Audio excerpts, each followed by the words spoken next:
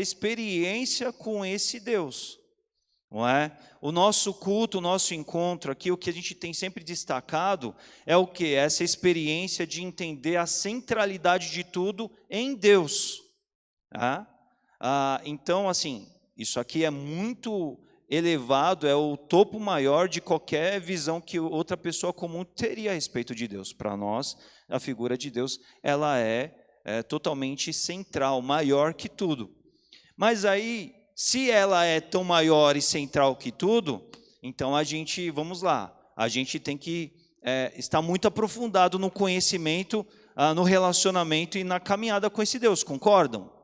Se alguma coisa é muito importante para nós, a gente meio que assim, não precisa ser doutor nisso de uma hora para outra, mas a nossa caminhada de vida, ela precisa ser uma caminhada de vida na qual a figura desse Deus seja tudo para nós. Então, nós vamos começar esse tempo de aula já provocando um pouco sobre isso, não é? Todos aqui são convertidos, certo? Alunos da EBD, creem em Deus, Deus é tudo para vocês, certo? Tem alguém aqui que não está nessa condição? Não, né? Tudo bem, e se você então se encontrasse com uma pessoa que só tem Deus no discurso, de vez em quando, meu Deus do céu, Deus me livre, aquelas coisas que a gente conhece, né? E aí a pessoa chegasse para você e dissesse assim, vamos lá, vocês cristãos, vocês falam tanto sobre esse Deus? Me fala um pouco, que Deus é esse? Provocasse essa pergunta. O que vocês teriam a dizer sobre Deus? O que vocês diriam? Pode falar bem alto aí, ideias, conceitos, questões ligadas a Deus aí. Olha lá, hein, eu acabei de falar, se Deus é importante para nós, temos que saber o que dizer desse Deus. Fala alguma coisa aí sobre que Deus é esse, quem é esse Deus, como ele é, o que ele faz, de que maneira vocês entendem isso, alguma coisa sobre esse Deus, o que vocês diriam? É o norte, ou seja, a direção, rumo, alvo, ok, orientação, né? A gente poderia dizer assim, ok, o que mais? Esse Deus, como é que ele é? Diga. Totalidade da minha vida. Então, ou seja, é um Deus que está presente em tudo, governa tudo, envolvido em tudo. O que mais? Boa. Criador de todas as coisas, né? Mantenedor e sustentador. Ou seja, presente, ativo. Isso é um conceito muito importante sobre Deus, irmã Celestina, porque tem muita gente, tem muito teólogo na história que entendeu assim, que Deus criou o mundo, deu o play, igual um peão que bota para rodar e largou o mundo para lá. Tem muita gente que acredita nisso. Não, mas é um Deus que está aqui no processo, está presente. Boa colocação. O que mais?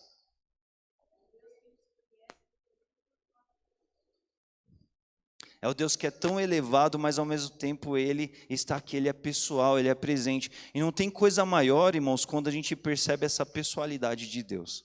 Porque quanto mais a gente se aproxima de Deus, mais a gente entende que a gente não é nada.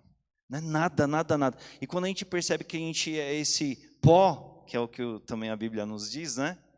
E aí percebe que esse Deus, na sua majestade e grandeza, se importa conosco, isso é muito maior, isso é muito maravilhoso. Alguém mais tinha levantado a mão, Joanice?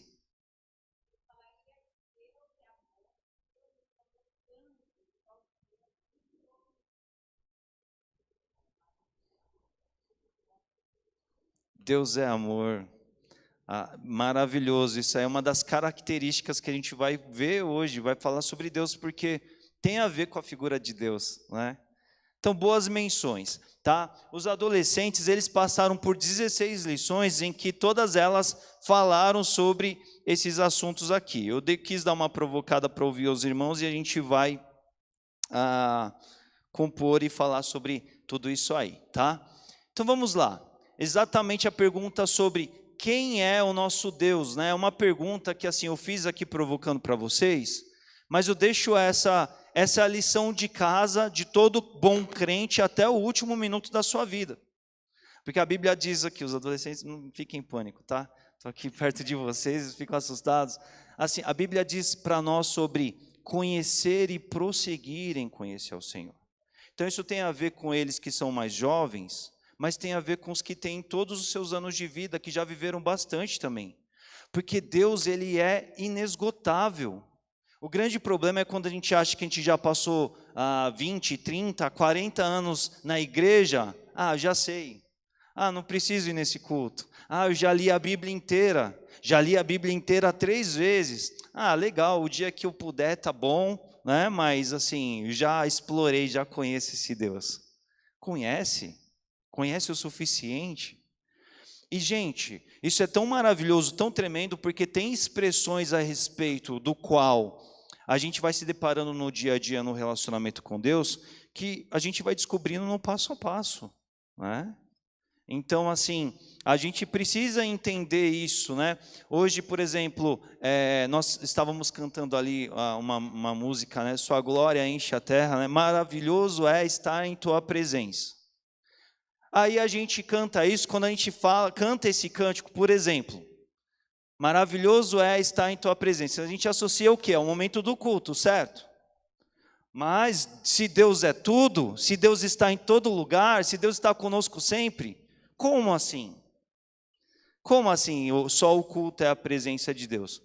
Pastor, mas você tem que concordar comigo que o momento do culto é especial, é diferente, tem algo mais ali, pastor. Concordo. Então a gente pode e deve chamar isso da presença de Deus? Sim, devemos, concordo. Mas então como é que a gente explica essa relação? O que torna mais especial tudo isso? É a comunhão que nós cantamos dela aqui hoje de manhã também. Porque não ter a paz no coração, viver sempre em comunhão. A gente associa muito comunhão, né? Ao quê? A essa experiência do coletivo. Porque as palavras de Jesus onde estiverem o quê? Quantos? 2 ou 3. Aí o que acontece onde tem 2 ou 3? Em qual condição? Reunidos no nome dele. Aí o que acontece? Ali eu estarei. Eu tenho lá no secreto, a gente estudou recentemente sobre o secreto aqui num dos cultos de novembro. Lá no secreto eu me encontro com Deus? Me encontro. A presença dele está ali? Está. É maravilhosa? É maravilhosa. Mas a gente precisa ter essas dimensões de quem Deus é e do que Ele faz. Eu vivo algo particular do Deus que me conhece pessoalmente quando estou lá no secreto, lá em casa. Maravilhoso, sem igual. Mas quando eu estou em meio à presença do povo de Deus, tem uma outra experiência, que não é do particular, é coletiva. Então, quando a gente fala sobre a comunhão, irmãos, a comunhão ela é muito importante, por isso que a gente não acredita, não existe desigrejado, não é um propósito de Deus, não é uma coisa boa, porque você não vai ser igreja sozinho, trancado no seu quarto. Você precisa dos irmãos para o quê? Para a experiência maior da comunhão, onde Cristo está, a presença dele é diferente, porque tem 2 ou 3 ali. E, pastor, mas é um monte de gente que está nos meus seus desafios, eles não acertam sempre, de vez em quando eles pisam na bola, eles pecam, é verdade.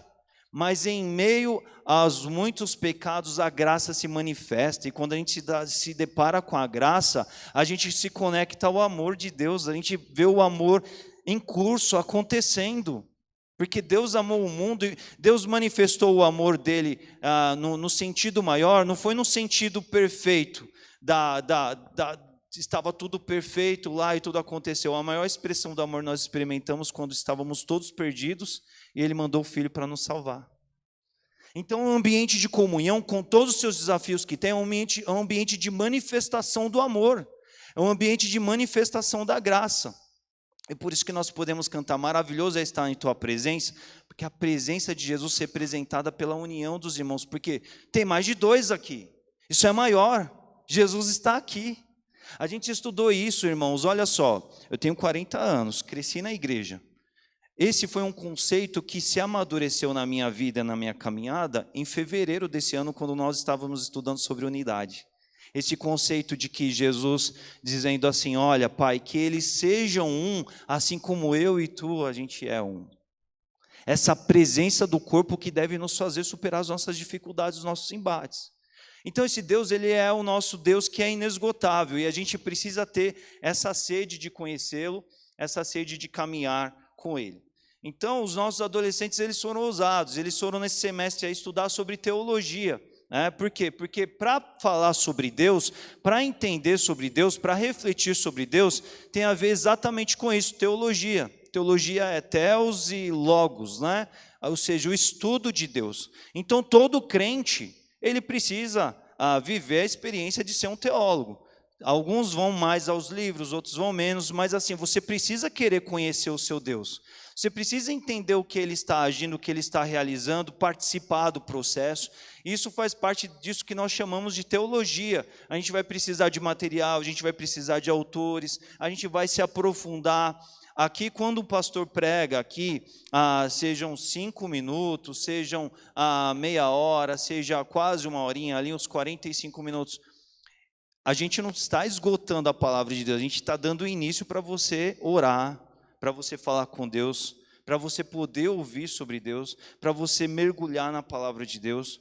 Porque o propósito de Deus não é que você venha domingo a domingo, estude aqui o que o pastor propor, não é? Da parte de Deus, e essa é a minha vida de cristão. Não, a Bíblia, da qual nós comemoramos hoje, ela está nas nossas mãos. Nós temos o privilégio de aproveitar dela. E junto da oração, junto da palavra, junto da sede no coração e do Espírito que habita o salvo, a gente tem uma grande e ampla oportunidade de se aprofundar com Deus. Vocês entendem por que eu falo que essa experiência de buscar o Senhor, de conhecê-lo, ela é íntima, é pessoal, ela acontece em todo momento. Por isso que nós precisamos o quê? Nós falamos em novembro, adorar a Deus em espírito e em verdade. Porque não é estar ali num canto ali, ler a tela e vamos cantar, porque tem uma banda propondo louvor, a gente vai cantar junto com eles e vamos repetir o que eles estão cantando. Se for só isso, meus irmãos, me perdoem, mas é karaokê. Olha como isso é sério. Não, mas quando você está cantando, você está refletindo sobre uma letra. O que essa letra está dizendo?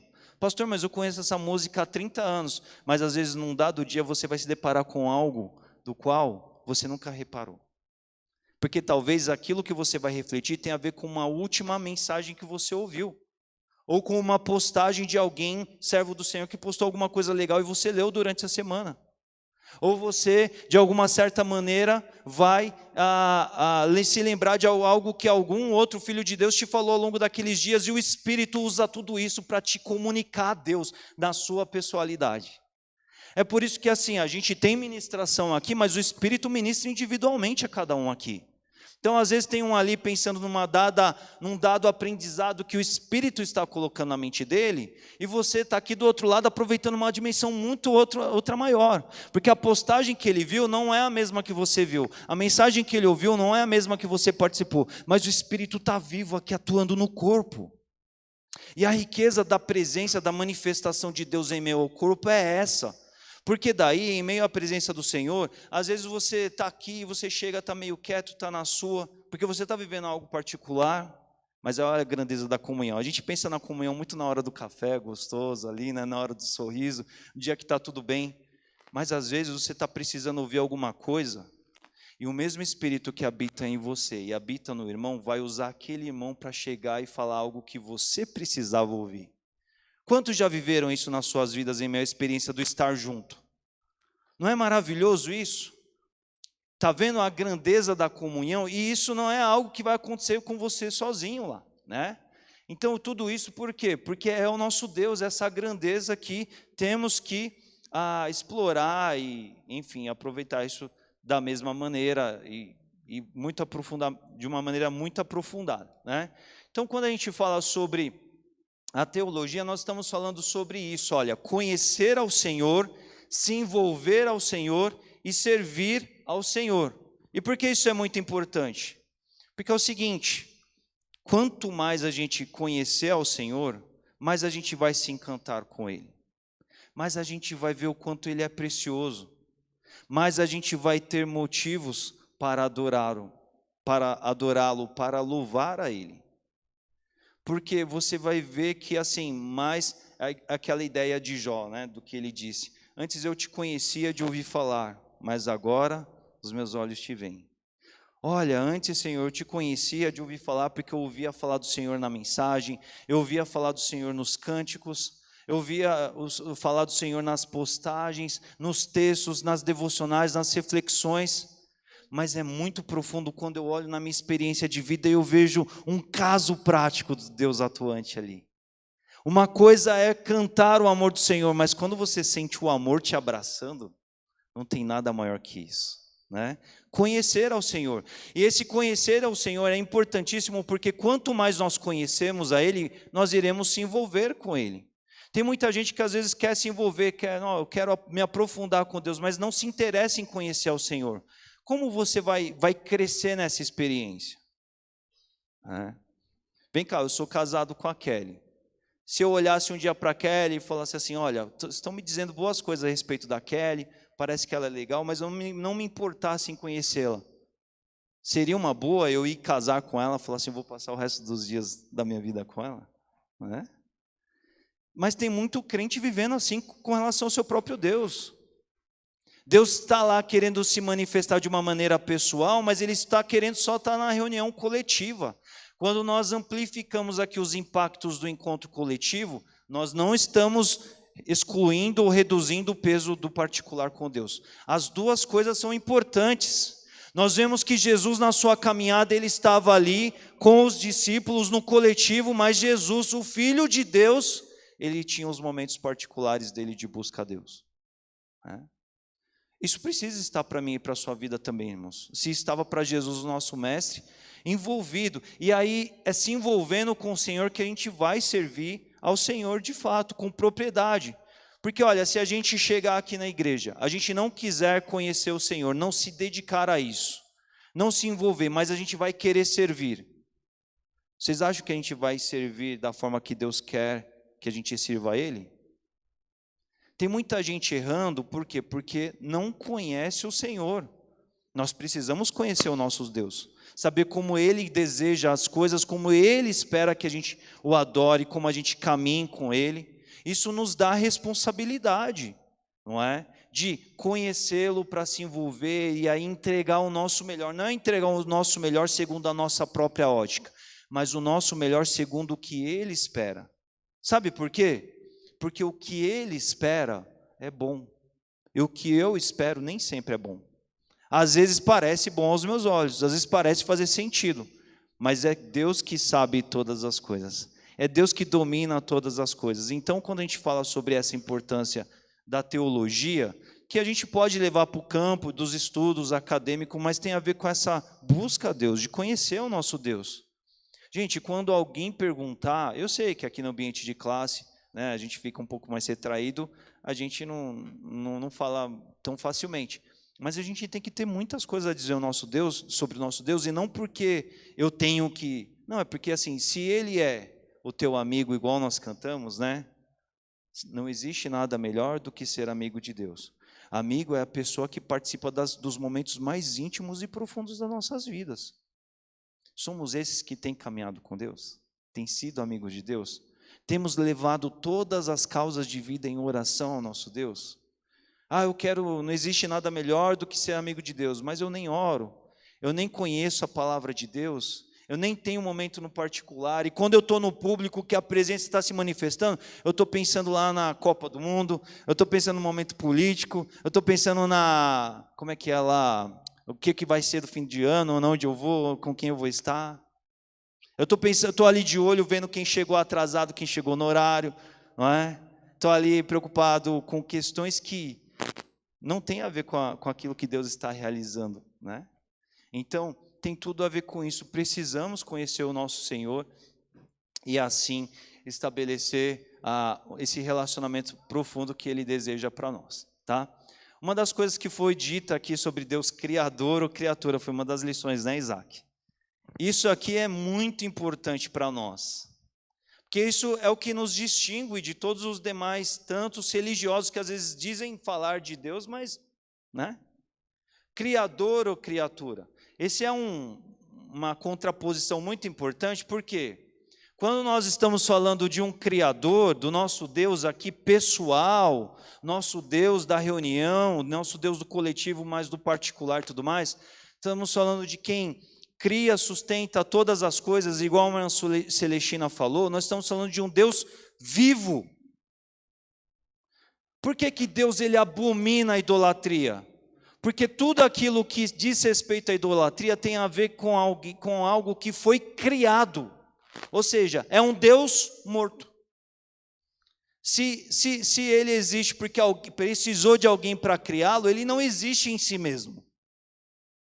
Percebem a diferença do nosso Deus e dos outros deuses? Do nosso Deus com D maiúsculo e dos outros deuses de D minúsculo? Porque alguém idolatra uma pessoa por alguma razão qualquer que seja. É mortal, vai morrer, vai terminar. E tudo aquilo que de alguma forma ele fez, diz ou construiu, tem a ver com algo que ele recebeu antes. Ele não produz algo dele mesmo, porque ele em si mesmo ele não existe. É um Deus com D minúsculo, é morto. Mas quando nós falamos do nosso Deus, é essa contraposição daquele que é criador, daquele que é gerador de todas as coisas, não é? Então os adolescentes tiveram uma lição muito interessante que falou assim, olha, o universo, a natureza, a humanidade, as escrituras depõem, testificam acerca desse Deus criador. Não houve algo ou alguém antes de tudo que criou ele. Tanto é que lá no Antigo Testamento, quando Moisés estava muito preocupado, falou assim, Senhor, eu vou falar com o pessoal que eles têm um monte de deuses. Como é que eu vou manifestar? Quem é o Senhor? Qual é o seu nome? E aí Deus diz, diga que eu sou. Eu sou. Absoluto. Nós temos que entender essa grandeza, essa magnitude do Deus maior, de que é tudo, que governa todas as coisas, que sustenta, absoluto, total, criador. Porque, vamos pensar, né? A Anali falou um ponto muito importante, eu gosto muito de pensar sobre isso. Quando nós falamos sobre Deus conhecer a nossa particularidade, e não é porque é o Leandro, porque é o irmão Deucleto, porque é o irmão José, o irmão Paulo, a irmã, né, Marinete, não é porque assim, ele escolheu conhecer os da Moriá. O planeta tem, dizem aí, mais que 8 bilhões de pessoas, dos vivos atuais. Vamos pensar em todas as épocas da história. E ele conhece. Olha como esse Deus é grande. Olha como ele é maior, né? E tem a ver com essa grandeza desse Deus que nós servimos e devemos pensar. Então, a gente tem a natureza, o universo, a humanidade, as escrituras depõem sobre, né, a grandeza de Deus. E aí algo que os adolescentes estudaram também, e aí a partir de agora a lição vai ter essas expressões, é sobre a Trindade. Porque a Trindade é o quê? Alguém... Deus Pai, Deus Filho e Deus Espírito Santo, não é? E aí eles tiveram uma lição, né? Eles que estão em pleno curso de estudos aí, o título da lição foi A Matemática de Deus é Diferente, porque são 3, certo? Deus Pai, Filho e Espírito Santo. E esse 1 mais 1 mais 1 é igual a 1, né? Não é igual a 3, na nossa matemática é 3, né? Mas na matemática de Deus, que é diferente, é igual a 1. E, gente, nós precisamos dominar, nós que servimos a esse Deus, precisamos dominar essa ideia, essa compreensão acerca da Trindade, porque a Trindade, ela tem a ver com toda a nossa experiência e caminhada de vida cristã. Então vai vendo, olha só, a gente ora, quando a gente ora falando com Deus, ok? Mas reparem, a maior parte, né, a gente gosta, e é correto, eu defendo, eu gosto muito disso. A gente ora e termina a nossa oração falando assim, como que a gente termina? Em nome de Jesus. Amém. Por que a gente fala em nome de Jesus? Vamos lá, bem alto, bem forte. Porque quando a gente ora, a gente termina uma oração falando assim, em nome de Jesus. Amém. Por que a gente fala isso? Mediador, porque ninguém vai ao Pai senão por meio de Jesus. Se não fosse por meio de Jesus, a gente não tinha acesso a Deus não, meus irmãos. A gente precisa se lembrar disso e todas as vezes que a gente ora, é importante, porque quando a gente ora, a gente fala em nome de Jesus, é uma maneira da gente dizer assim, olha, graças a Deus que Jesus veio e fez o caminho para que hoje nós tivéssemos acesso ao Pai. Então a gente ora ao Pai, em nome do Filho. E aí, o que a Bíblia diz? Que às vezes a gente não ora direito, né? A gente não consegue. Porque a gente conhece todas as coisas? Não conhecemos. Gente, quantas vezes, isso acontece muito no nosso círculo de oração lá, quando a gente ora lá nas terças-feiras lá, né? Na nossa caminhada de oração a gente percebe isso. Quantas vezes a gente para orar e tantas vezes a gente não sabe como orar? A gente não sabe o que pedir. Porque a gente vive momentos difíceis de vida e a gente fala assim, eu vou orar pelo quê? Vou pedir pelo quê? Eu sei que eu tenho que levar a Deus, mas é tão complexo aqui um caso, uma situação, que eu não sei o que pedir. Por quê? Porque eu tenho uma total ciência da minha finitude, do quanto eu sou incapaz, do quanto eu não posso. Mas aí a Bíblia nos tranquiliza, a Bíblia fala que o Espírito Santo intercede por nós junto a Deus. O Espírito Santo, ele é filtro para as nossas orações, meus irmãos. A gente deve buscar em conformidade com o Pai, estar em sintonia com Deus o tempo todo, e essa é a importância do quê? De nós conhecermos o Pai justamente por causa disso. É nosso dever, nossa obrigação, nossa responsabilidade. Mas ainda que em algum momento, por algum motivo, né, a gente se sinta incapaz ou não tenha as melhores palavras, os melhores pedidos, a certeza de que enquanto a gente ora, a Trindade está presente conosco, se manifestando e perto de nós. Por quê? Porque Deus nos amou de uma tal forma que nos deu Jesus, que salvou-nos, e quando a gente é salvo por Jesus, quando a gente se decide por Jesus, o que acontece? O Espírito Santo vem morar dentro da vida do cristão. Vem morar, meus irmãos. E Ele está aqui ajudando a cada uma das nossas orações que a gente está fazendo. Ele está lá, Ele que, a Bíblia diz isso, né, em 1 Coríntios 2, vai dizer assim, Ele que perscruta os pensamentos de Deus, Ele que conhece o nosso Deus, Ele conhece a nós que nós estamos aqui do nosso lado orando.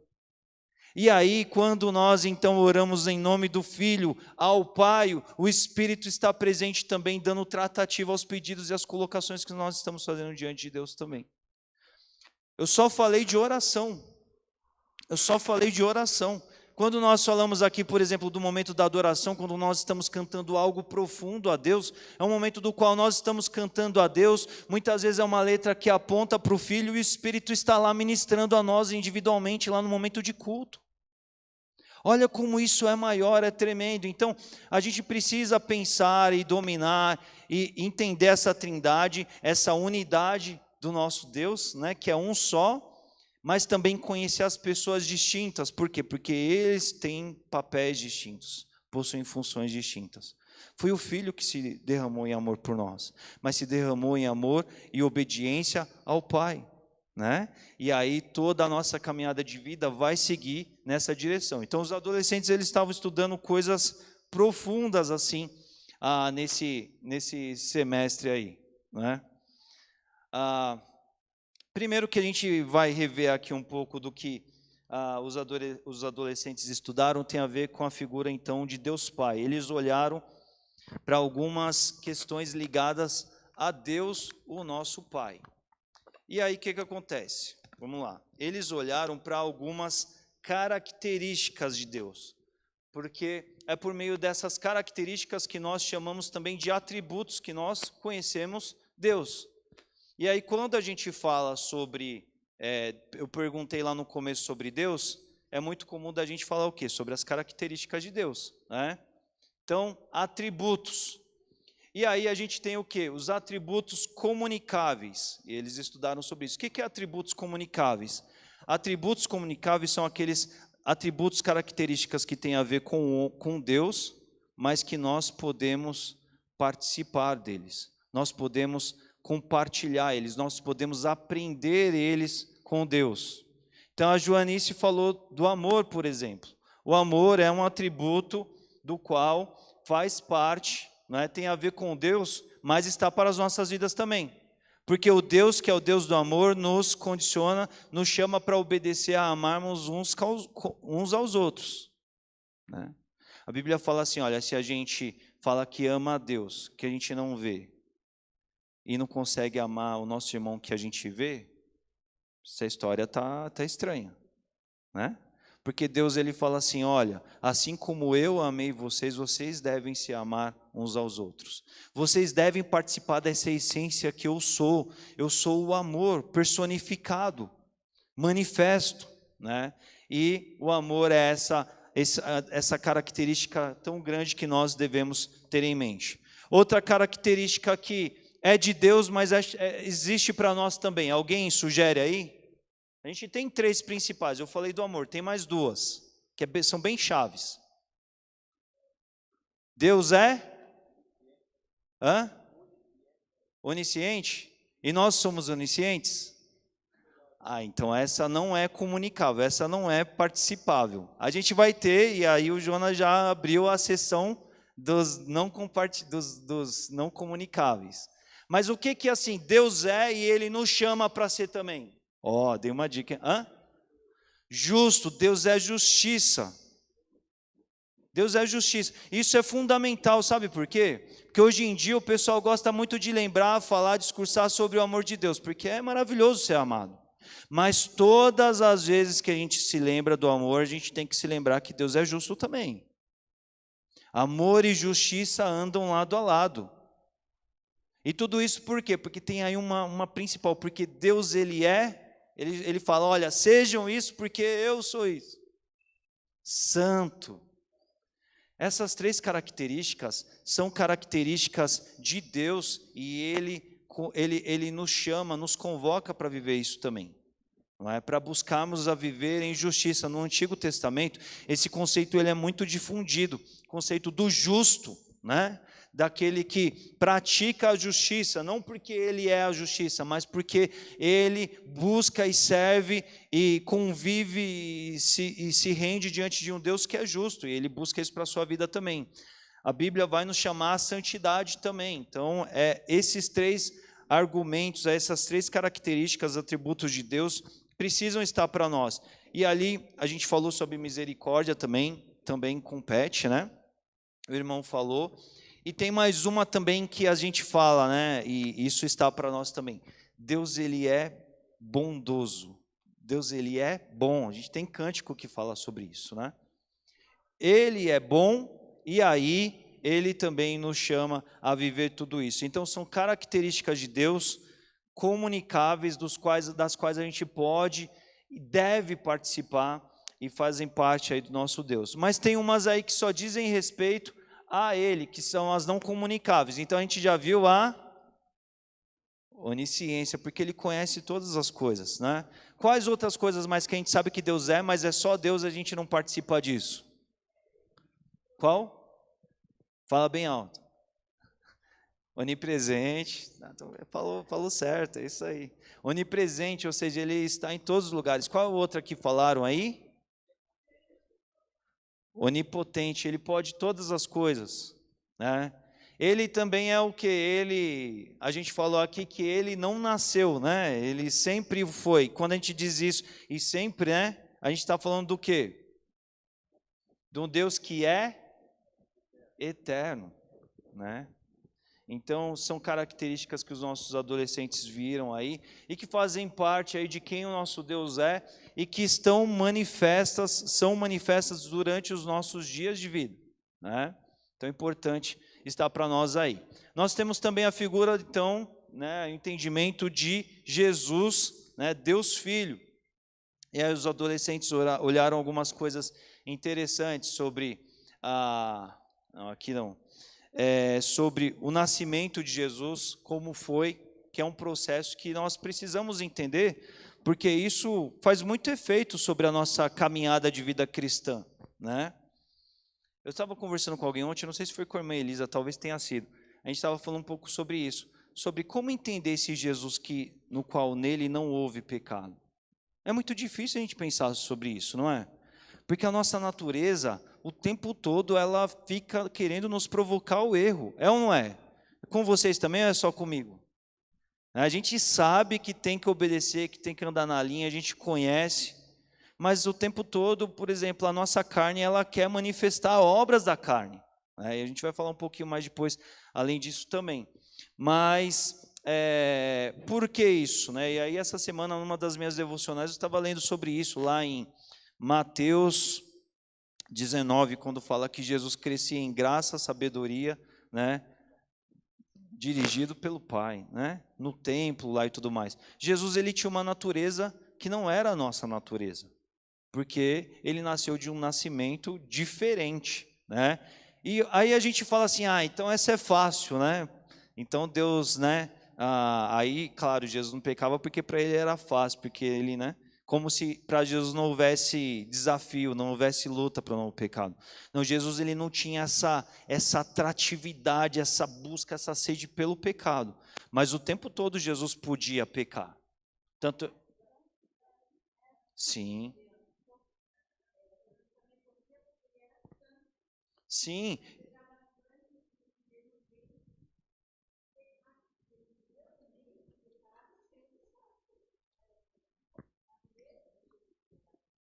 Os fariseus falavam que ele andava na roda, não dos escarnecedores, né, mas no meio dos pecadores, né?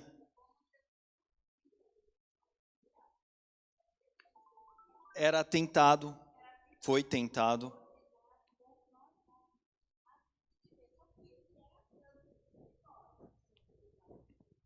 Exato. E assim, é tão engraçado, a gente fala assim, Jesus foi tentado, a gente lembra lá da passagem da qual Jesus, a tentação no deserto, né? Ali é uma passagem que a Bíblia registra Jesus sendo tentado. Mas Jesus era tentado o tempo todo, né? Quando chegava uma turma da pesada querendo criar a situação ali para capturar Jesus.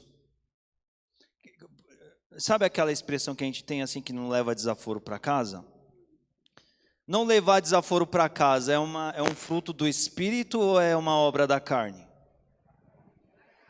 É da carne? Certeza?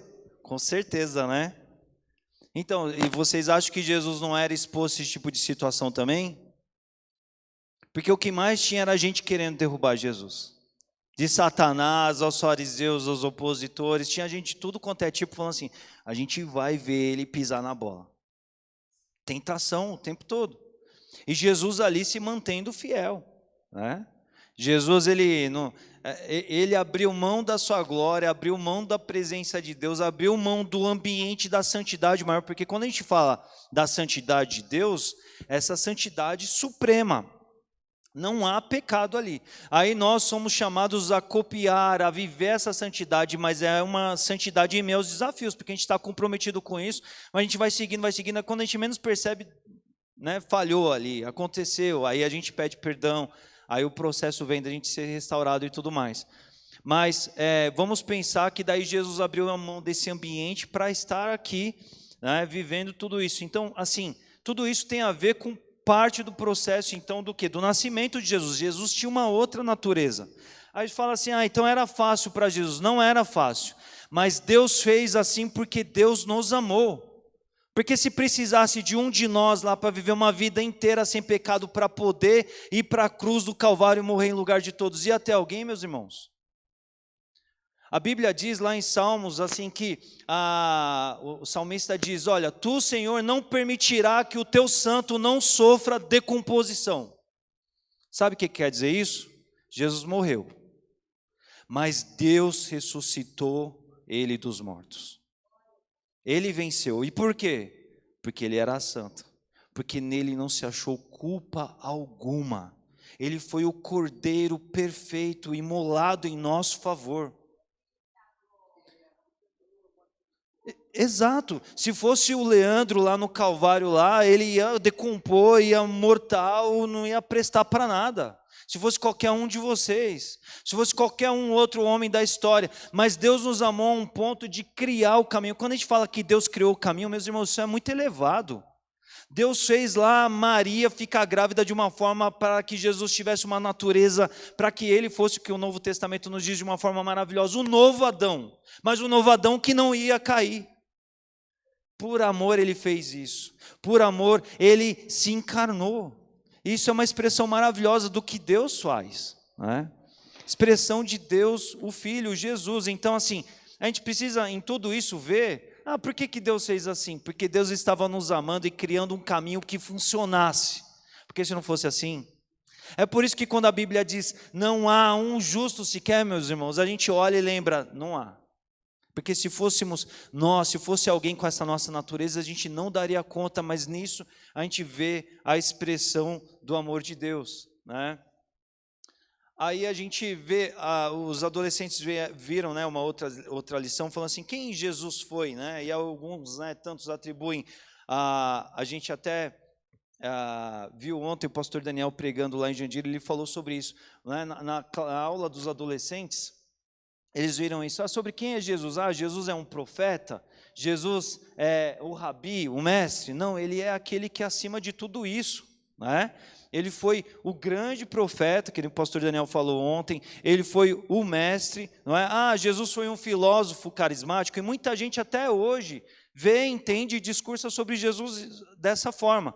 Jesus ele foi um cara legal, não, ele foi um grande líder. Outros expoentes das religiões aí ao longo da história, eles não falam sobre Jesus assim, Jesus não existiu, Jesus não era nada. Eles falam sobre Jesus, só que eles não posicionam Jesus o quê? Na condição da qual Jesus era, que era Deus, não é? Deus na condição divina que ele teve, a Bíblia fala sobre isso, né? Sobre o Cristo, né? Sobre o Senhor, o Messias, o enviado de Deus para a grande obra de amor que Deus tinha em mente. E aí os adolescentes estudaram isso, que até os demônios testificavam, né? A gente vê na Bíblia, testificaram sobre Jesus, não é? Que ele era o Filho de Deus. Então eles tiveram outras lições lá que falam, né? E a gente vai ver isso tudo em João, né? Em João a gente vai ter essas expressões de Jesus como eu sou o pão da vida, eu sou a luz do mundo, eu sou a porta, eu sou o bom pastor, eu sou a ressurreição e a vida, eu sou o caminho, a verdade e a vida, eu sou a videira verdadeira, não é? Expressões que tem em João. Uma coisa que vocês já me ouviram falar muito, e vocês sempre vão me ouvir falar, porque eu gosto sempre de relembrar. O evangelho de João é aquele evangelho que foi escrito para falar sobre a divindade de Jesus. Quem Jesus é, não é? E aí, detalhe, sabe por que o pessoal odiava tanto Jesus? Porque quando Jesus estava falando lá, eu sou, Jesus estava apontando também para o Antigo Testamento sobre Deus, que falou, diga a eles lá que eu sou. E quando Jesus estabelece essa autorrevelação dele, falando sobre quem ele era e tudo mais, isso é muito profundo porque são figuras do que Jesus veio a ser para nós, não é? Ontem eu estava lá no funeral, eu estava refletindo sobre isso no meio do funeral, por exemplo, né, sobre Jesus que falou, né, eu sou a ressurreição e a vida, e aquele que está em mim, ainda que morra, viverá. Por quê? Porque nele nós ganhamos a ressurreição da nossa condição de morte e ganhamos a vida eterna a partir daqui e para depois quando o Senhor nos chamar, né? Então isso é maravilhoso e tudo isso são figuras lindas que residem aí de Jesus dizendo sobre o que ele de fato era, o pão que dá a vida, a luz do mundo, não é? Ontem lá no culto da melhor idade nós também vimos sobre isso, essas figuras tão profundas, os adolescentes olharam e estudaram aí ao longo desses dias. E aí a trajetória de Jesus, eles viram bastante sobre isso, né? Sobre a passagem pelo Calvário, sobre a ressurreição e sobre o ministério de Jesus. Uma lição lá que chamava que poder é este, né? Quanto poder, né? Mais ou menos por aí. E fala sobre o quê? A Bíblia diz isso, né? O Evangelho de João diz isso, que assim, a gente lê a Bíblia, dá a impressão assim que é como se fosse um livro biográfico, né? Como assim, olha, eis aí tudo que Jesus fez. Não. A Bíblia diz que se tudo que Jesus tivesse feito fosse registrado em livros, haja livro, né? O pastor Daniel estava falando hoje, né? De livros, né? Haja livros. Então a Bíblia é aquilo que Deus determinou e definiu para que nós tivéssemos acesso. É uma degustação, é uma demonstração do ministério atuante de Jesus no mundo, né? Mas tudo isso dentro da obra que Jesus desempenhou, que teve aí a ver com o Calvário e com a ressurreição. Aí tiveram também outras lições que falaram sobre dois ladrões na cruz. Quando a gente vê os dois ladrões na cruz, a gente vê os caminhos distintos que o homem pode seguir, se rendendo a Jesus ou não, né? E muitas coisas maravilhosas aí eles viram também, tá?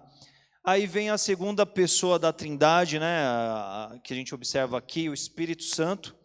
E aí eles tiveram mais uma matéria diferente. A física de Deus é diferente, né? Eles olharam isso.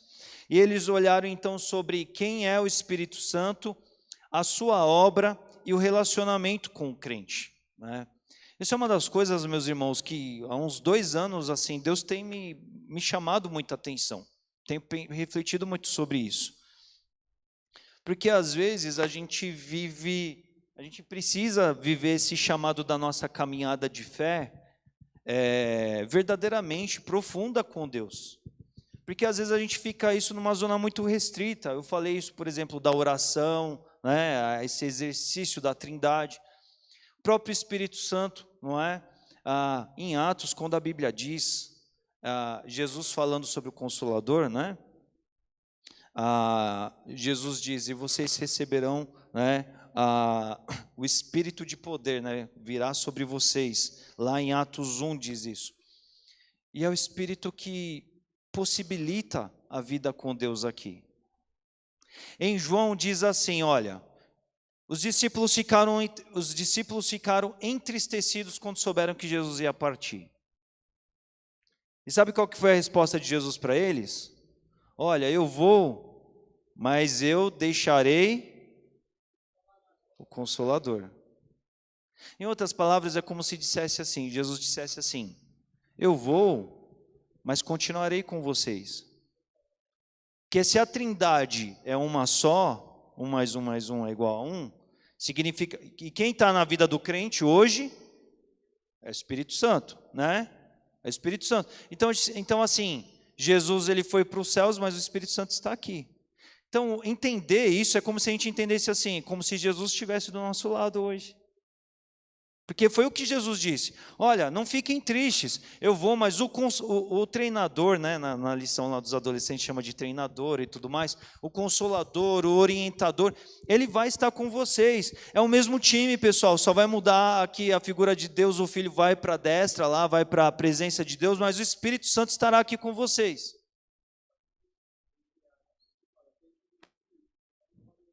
Exato.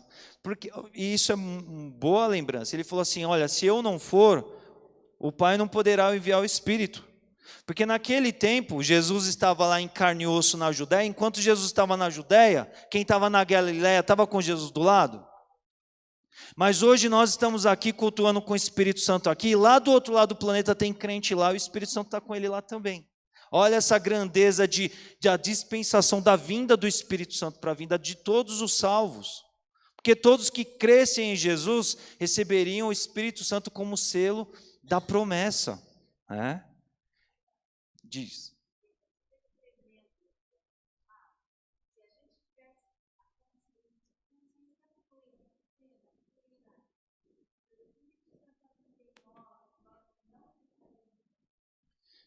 Total. Sabe qual a prova disso? Gente, vamos lá, ó, a melhor exemplificação disso. Se Jesus estivesse de carne e osso o dia inteiro do nosso lado, a gente ia falar tudo aquilo que a gente fala? Esse é o ponto. Está. Está.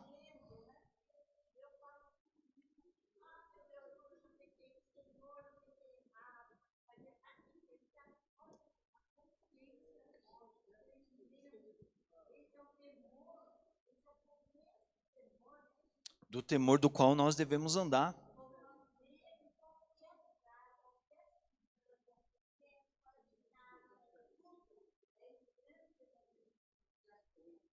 Não podeis entristecer.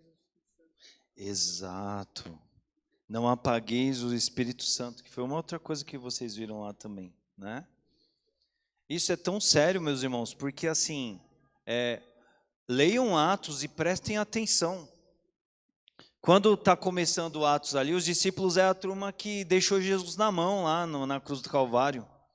Jesus na cruz só tinha um discípulo lá. Eles vazaram, né, no termo do pessoal aí, sumiram do mapa. E aí, quando o Espírito Santo vem sobre eles, o que acontece em Atos nos mostra? Aquela igreja ficou o quê? Cheia do Espírito. Arrepiou, fez muita coisa boa, bênção de Deus ali.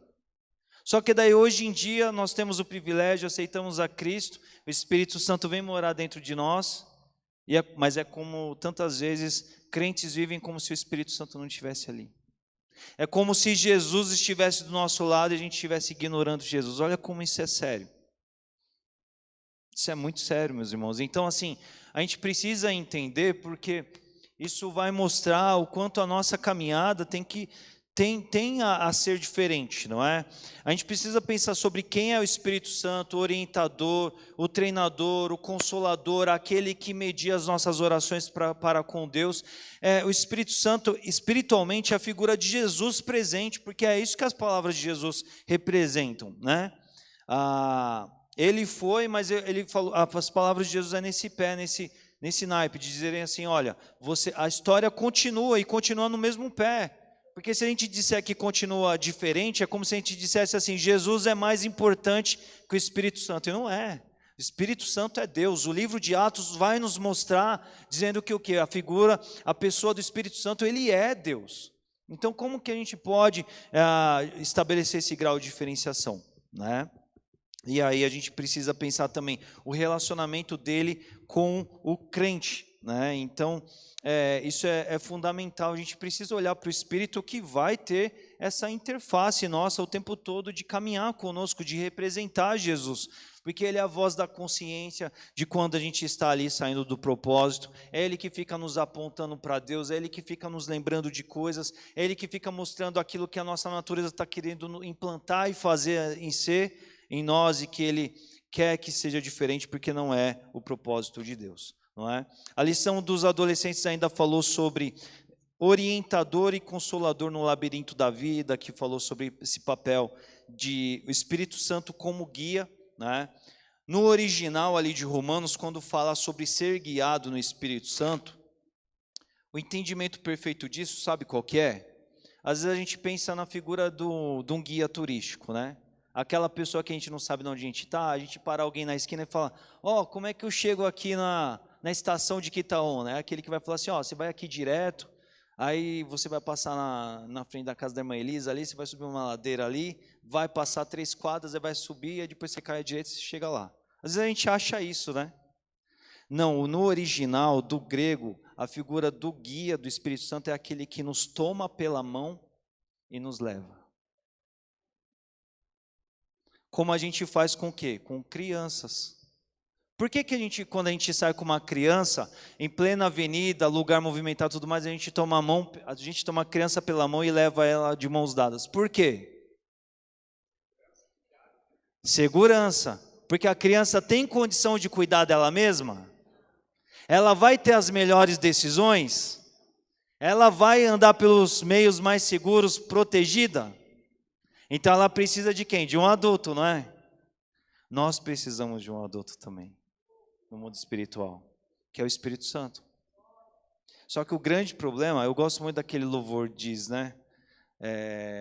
Quero ser como criança, te amar pelo que és.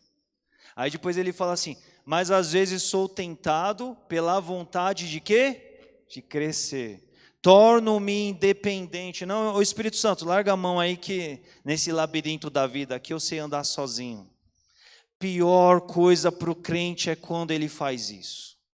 E gente, isso não acontece numa oração que a gente faz para o Espírito Santo, assim, dizendo assim, eu vou orar aqui, vou falar para o Espírito Santo deixar, que eu estou por conta aqui, eu dou. Porque eu tenho certeza que ninguém nunca faria essa oração. Só que o problema é quando no dia a dia a gente começa a descartar o Espírito Santo e não, eu estou sentindo aqui, estou entendendo, o Espírito Santo está me incomodando que eu devo ir para essa direção, mas não, eu vou soltar da mão do Espírito aqui, eu vou fazer o que eu quero fazer, o que eu acho que tem que acontecer, né?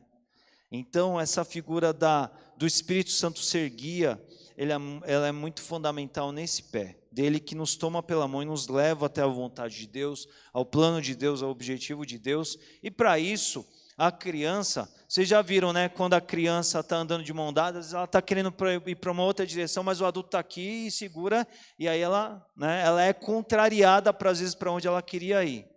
É assim conosco também.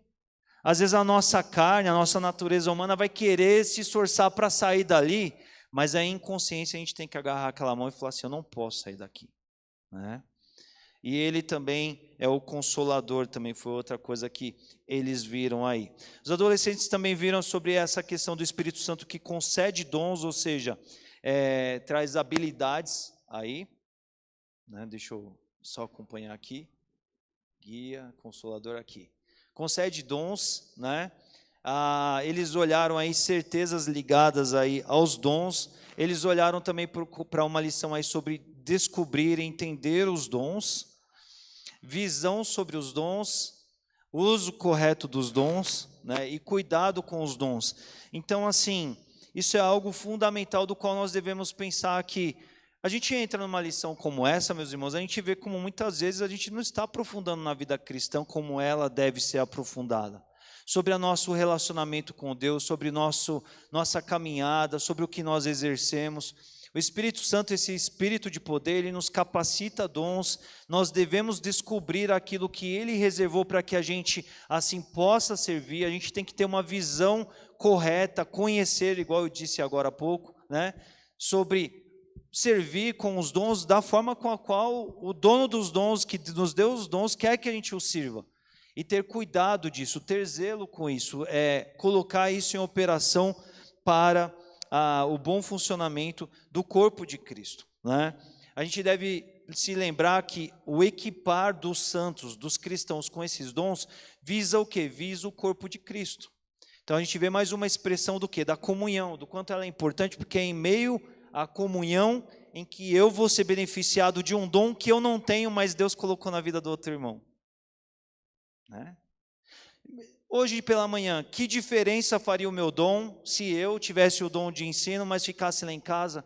Ah, que bênção, olha, o dom do ensino aqui em casa, vou ler a Bíblia, vou estudar, ninguém lá. Que vantagem isso teria? Isso edificaria o corpo? Deus não colocou o dom lá na vida do crente para falar assim, olha, eu vou te visitar com esse dom e você vai achar um lugar assim, você vai fazer um buraco com toda a segurança, você vai enterrar, ele vai ficar tampado ali, protegidinho, não vai abençoar ninguém. É isso que eu quero. É isso que a gente vê?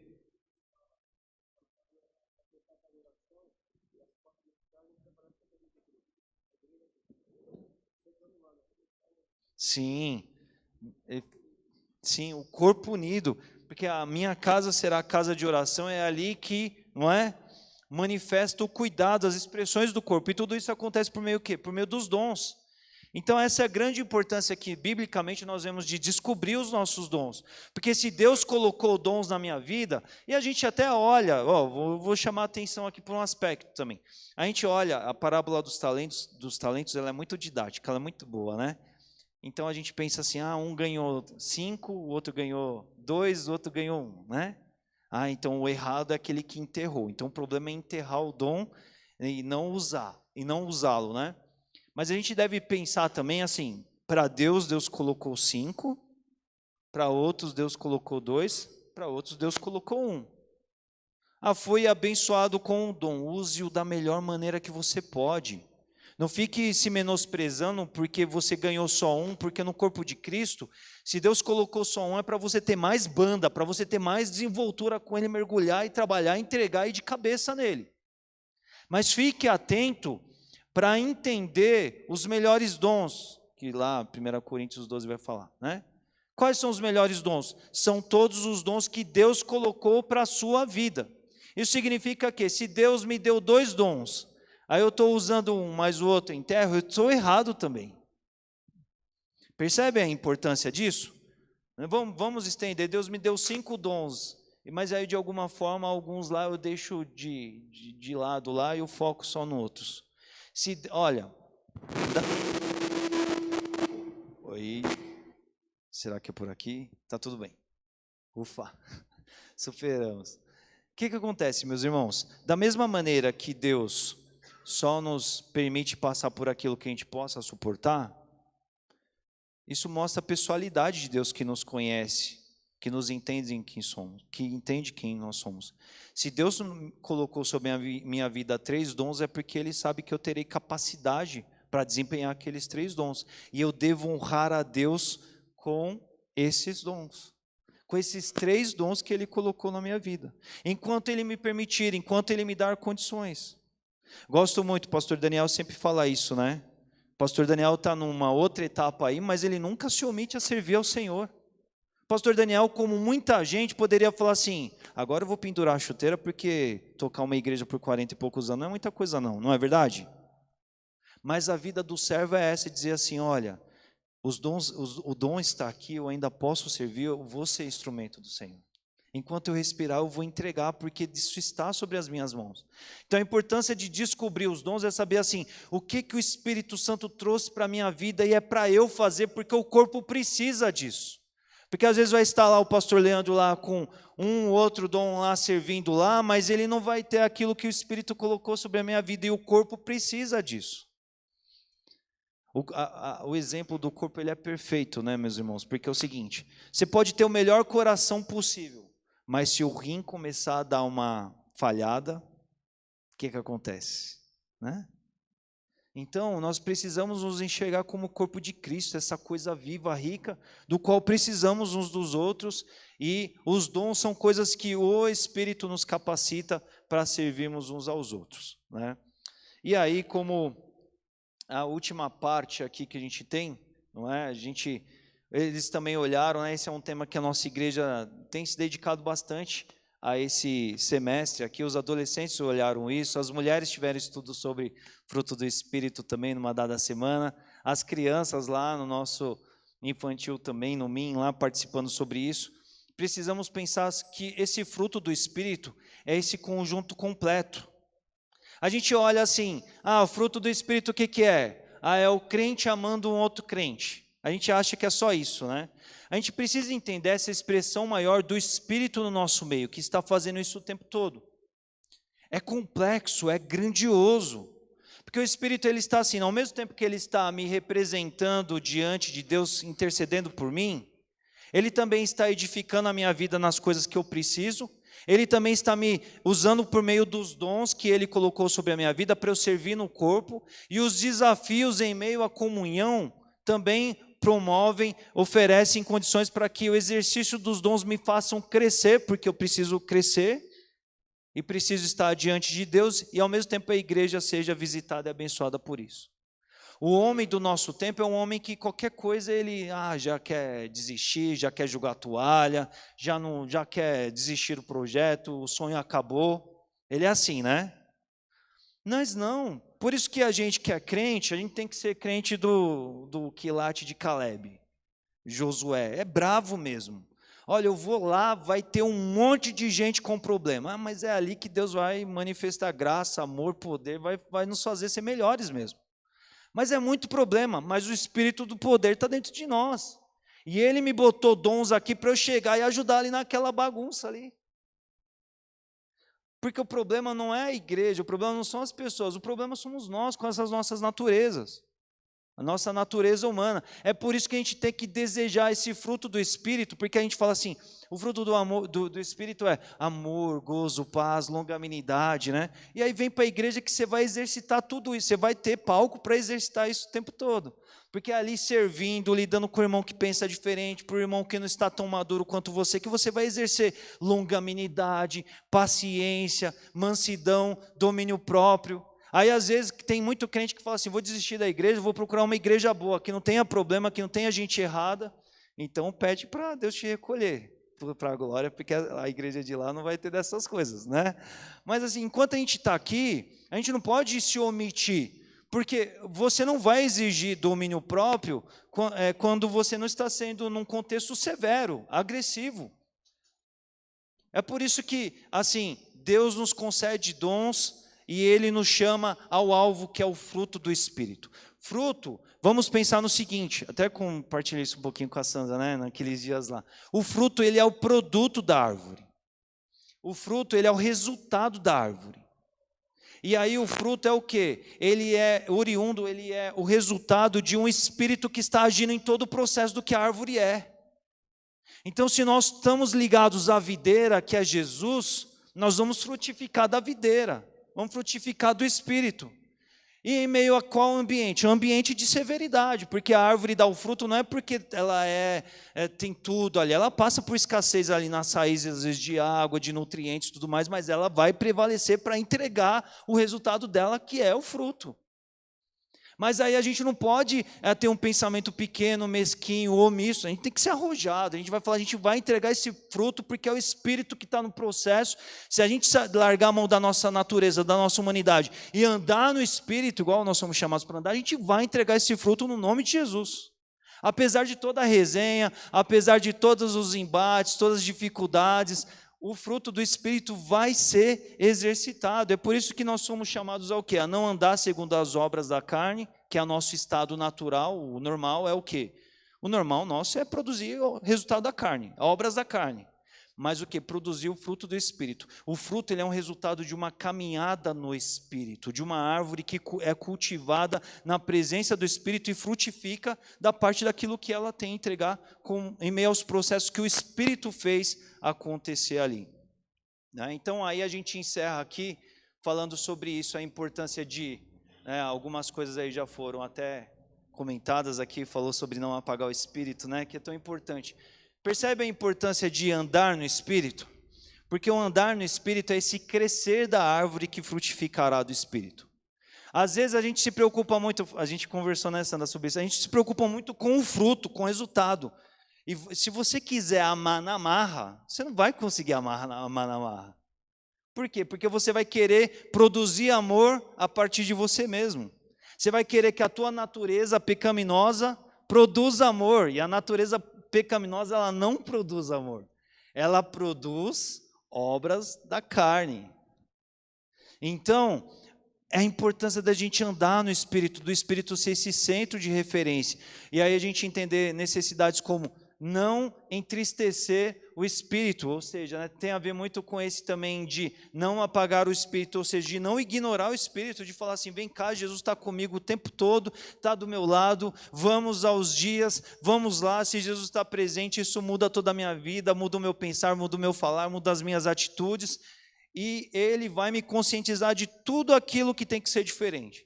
Olha, você objetivou andar no Espírito, pode ter certeza que o tempo todo o Espírito vai te mostrar o que deve ser diferente. Essa questão que tem a ver com a experiência, com a caminhada, com o processo da santificação, que é o encher-se do Espírito.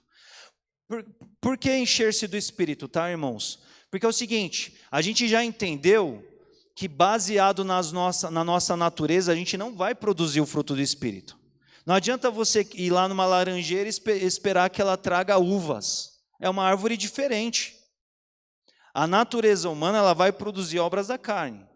Aí mostra a importância do quê? Da gente se encher do Espírito. Porque é se enchendo do Espírito que daí virão o resultado, o fruto do Espírito. Porque não é um fruto da minha natureza humana, do Leandro humano, carnal, não é.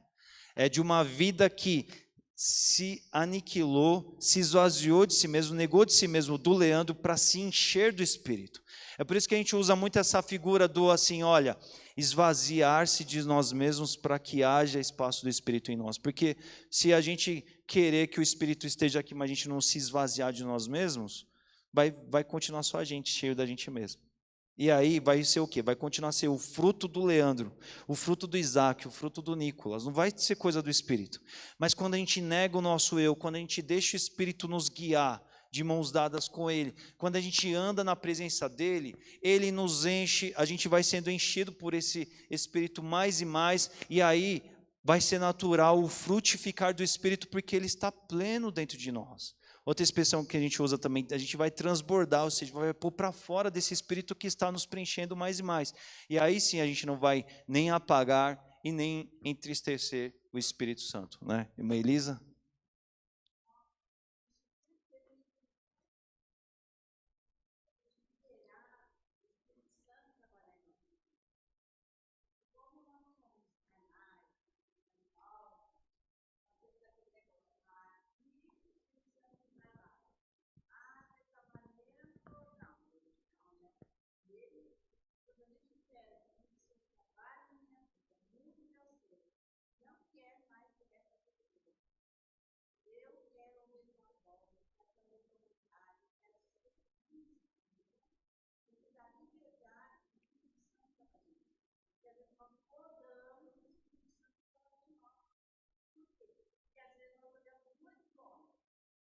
Total.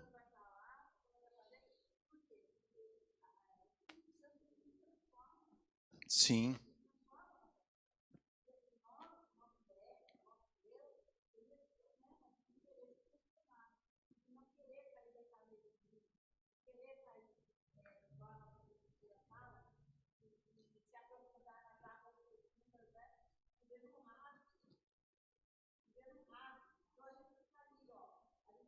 É. Perde o controle, né?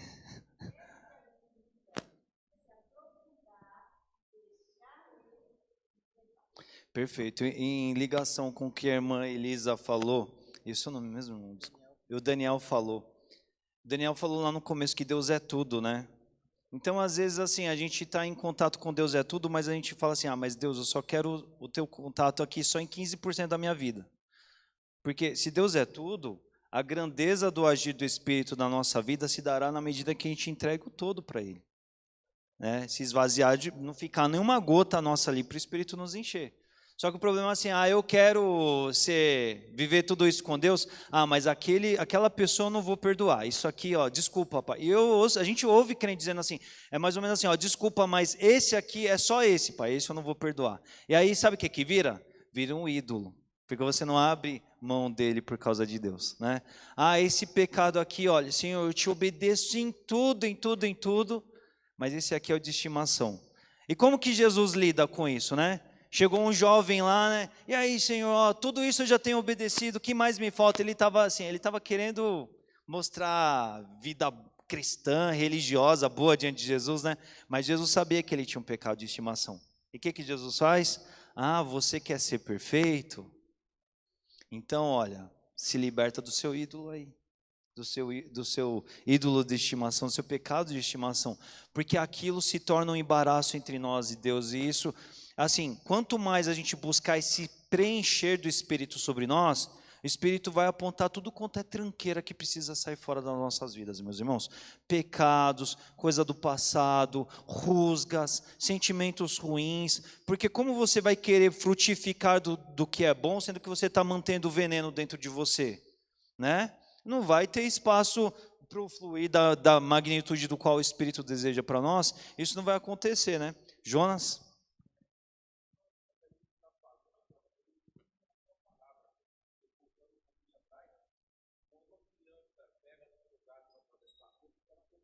É.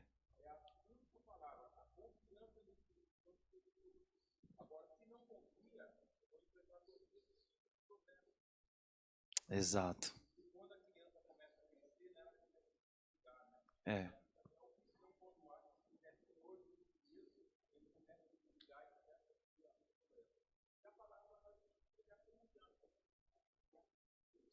Perfeito, perfeito, Jonas. Confiança, né? Encerrando aqui. Por que confiança? Se a gente não confiar em entregar tudo a Deus, em outras palavras, a gente está dizendo assim: Deus me manda confiar em entregar tudo. Não, mas assim, eu acho diferente. Eu acho que Deus não precisa entregar tudo. Se eu manter um pouco, tá bom. É tipo assim, o que eu falo é melhor do que o que Deus diz. Jonas,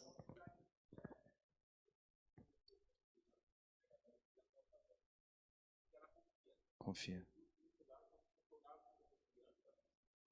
Exato. Se não nos torna, exato, é exemplo perfeito que a gente precisa cultivar. Por quê?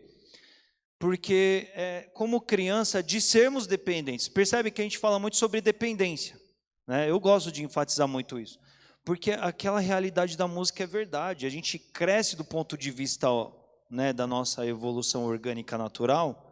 A gente aprende a ser independente, a gente transfere isso para a nossa caminhada com Deus também.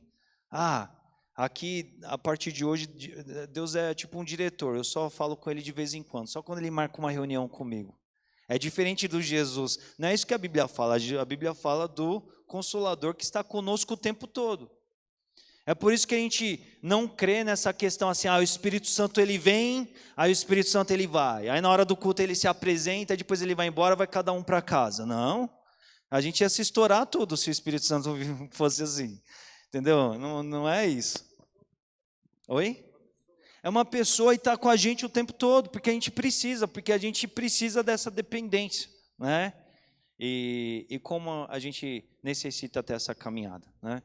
Então, os adolescentes nossos se propuseram a esses grandes assuntos aí nesse semestre, foram muita coisa boa. E, irmãos, que a gente cresça e se aprofunde nisso, tá? A gente tem muito campo para amadurecer nisso também. Conhecer o nosso Deus, conhecer a Trindade, entender quem é quem, caminhar com eles, deixar que a gente experimente e participe de tudo isso, dessa grandeza que Deus é e se disponibiliza para a gente. Amém? Vamos orar para encerrar? Quem quiser, vamos ficar em pé agradecendo a Deus por esse tempo. Deus é muito bom, é um tema muito profundo, é bênção dele. Temos muito a agradecer. Senhor, obrigado por essa aula que o Senhor nos concedeu e que o Senhor nos abençoe mais e mais, Senhor Deus, a conhecer e prosseguir em conhecer o Senhor, em se envolver com o Senhor e te servir da forma com a qual o Senhor deseja. Ajude a gente assim, realmente, ó Pai, a sermos, ó Pai, esses que entregam o todo das nossas vidas ao Senhor. Que a gente confie totalmente ao Senhor, que a gente sinta a Tua mão, que a gente busque pela Tua mão conosco o tempo todo, porque nós precisamos, Senhor Deus, da Tua condução, do Senhor como guia, ó Pai, do Teu Espírito como guia nas nossas vidas dia após dia. Ajude a gente a viver a profundidade desse Teu propósito objetivo e assim a gente participará, Pai, enquanto individuais, enquanto igreja, de todas as bênçãos que o Senhor tem para as nossas vidas, ó Pai. Nós desejamos, oramos e buscamos por isso, de coração. Muito obrigado por essa aula e abençoe o nosso domingo na Tua presença. No nome de Jesus, amém. Amém, irmãos. Deus abençoe aí, um ótimo domingo.